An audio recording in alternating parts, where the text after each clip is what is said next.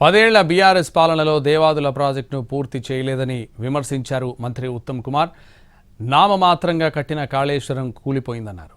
8.5 కోట్లు ఖర్చు పెట్టిన సీతారామ ప్రాజెక్టు నుంచి 1 ఎకరానికి కూడా నీళ్లు ఇవ్వలేదని మండిపడ్డారు.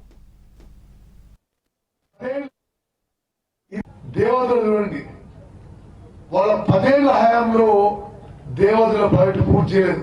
ఇప్పుడు ఆ పెద్ద మనుషులు మాట్లాడుతుంటే సిగ్గుపడాలి. మీకు ఒక లెక్క చెప్తున్నాను. ఆ 10 ఏళ్లలో ఇరిగేషన్ పై 1.81 lakh crores 1.81 lakh crores ఖర్చు పెట్టి కాళేశ్వరంలో నామమాత్రం ఆయకట్టు కూలిపోయింది. దేవాదుల వాళ్ళు అధికారంలో వచ్చిన రోజు పెండింగ్ లో ఉండే, వాళ్ళు దిగిపోయిన రోజు కూడా పెండింగ్ ఉండే. మరి ఈ సీతారాం సాగర్ ప్రాజెక్ట్ విషయంలో 8.5 కోట్లు ఖర్చు పెట్టిర్రు, 1 ఎకరా కూడా ఆయకట్టు ఇవ్వలే.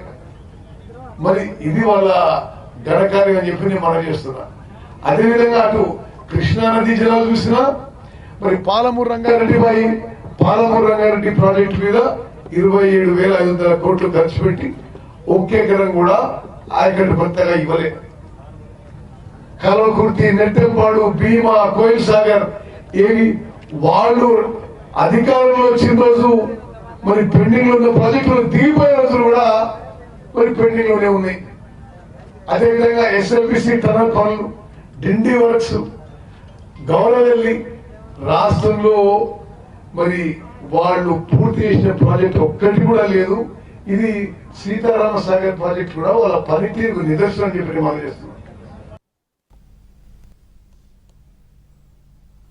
బీఆర్ఎస్కు ఉమ్మడి ఖమ్మం జిల్లా ప్రజలు మద్దతు తెలపలేదన్న కక్షతో జిల్లాకు అన్యాయం చేశారని కేసీఆర్పై మండిపడ్డారు మంత్రి పొంగులేటి శ్రీనివాస్. తారకరామసాగర్ ప్రాజెక్టును పరిశీలించిన ఆయన ఈ విమర్శలు చేశారు.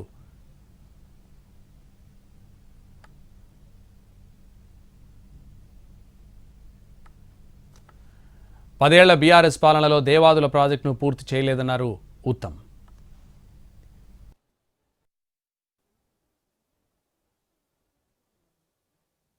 చూస్తే కడుపు తరుక్కుపోయేటట్లు ఉంది.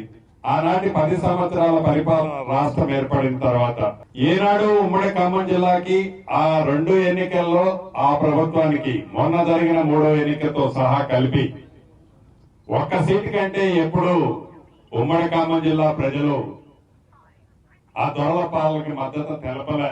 దాన్ని మనసులో పెట్టుకొని కచ్చ పెట్టుకొని ఈ గిరిజన ప్రాంతమైన ఈ భద్రాద్రి కొత్తగూడెం జిల్లా కానీ ఖమ్మం జిల్లా కానీ అన్యాయం చేశారు అనడానికి స్పష్టతే ఈ సీతారామ ప్రాజెక్టు.